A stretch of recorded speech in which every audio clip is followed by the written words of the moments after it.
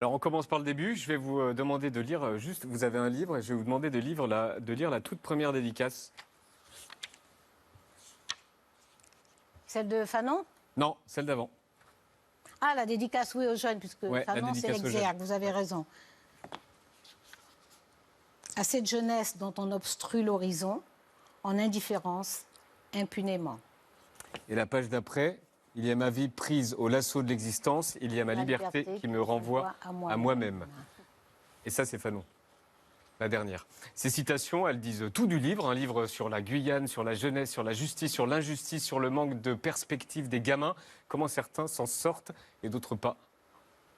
Oui, alors c'est presque une ode à la jeunesse, c'est-à-dire que j'ai été travailler et habiter en permanence par ces jeunes. Vous voyez, il y a toutes sortes de caractères, hein. Il y a toutes sortes de personnalités. Il y a des gouailleurs, il y a des taciturnes, il y a des exubérants, il y a des moqueurs, il y a Les petits chauffeurs de taxi.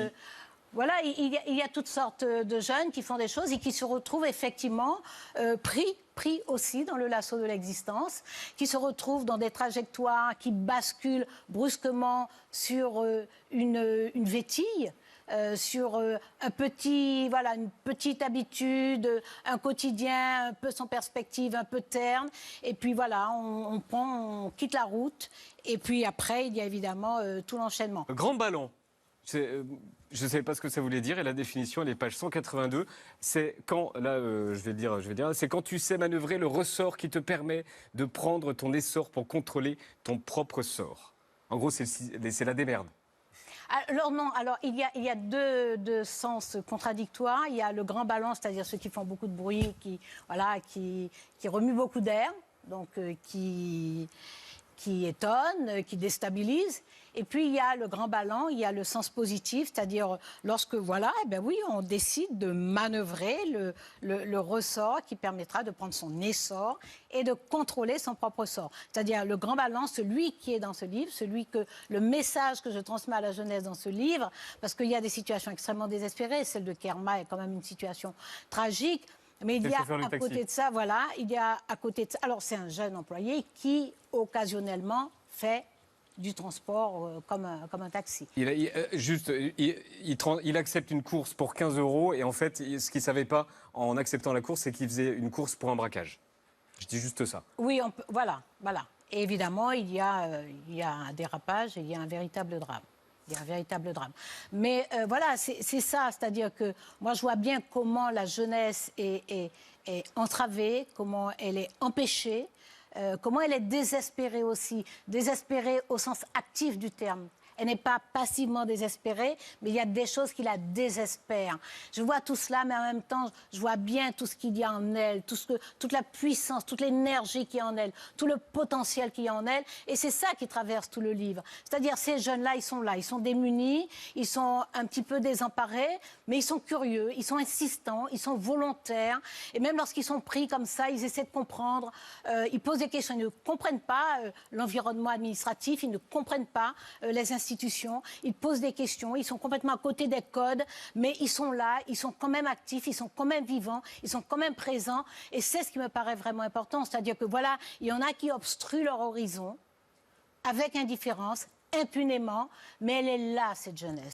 C'est-à-dire qu'il y a la conviction, qui est fondée d'ailleurs, qu'il y a des ressources naturelles dans notre part d'Amazonie, qui sont forcément les mêmes que sur tout le plateau des Guyanes, c'est-à-dire depuis le Venezuela jusqu'au Brésil. Et pourtant, on a un taux de chômage, on a un sous-équipement en matière de services publics, donc notamment en matière de santé, qu'on a constamment des insuffisances en matière de scolarisation, parce qu'il n'y a pas assez d'écoles, il n'y a pas assez de collèges, il n'y a pas assez de lycées, il y a une université qui n'est pas suffisamment équipée. Donc on n'a pas de grande médiathèque.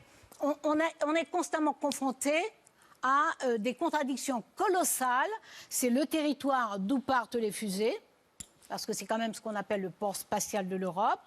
Et pourtant, le taux de chômage est élevé, le taux de pauvreté est élevé, le taux de marginalisation est élevé, le taux de non-scolarisation est élevé. Donc, il y a des contradictions qui ne peuvent pas être admises comme ça. Il y a quelque chose à expliquer. Il y a quelque chose. On protège plus de 40% du territoire parce que c'est extrêmement précieux. C'est le poumon de la terre. Ça compte beaucoup. Et puis, vous avez 60% des jeunes qui n'ont pas d'emploi. Donc, il faut arriver à trouver une explication rationnelle à ça. Il n'y a pas d'explication rationnelle à ça. Il y a une grande contradiction, parce que j'espère que le livre le montre. Il y a sur cette terre à la fois, en tout cas moi c'est ce qui me travaille le plus, comment on peut renvoyer à la fois une telle image de convivialité, parce que cette convivialité existe, dans une société aussi fragmentée.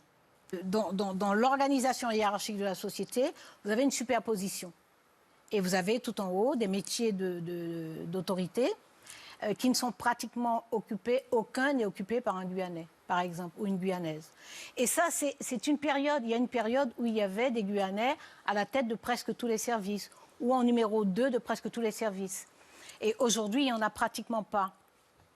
Et ça, c'est une image qui renvoie un impossible à des jeunes. C'est-à-dire que les jeunes ne se projettent pas, ils ne s'imaginent pas.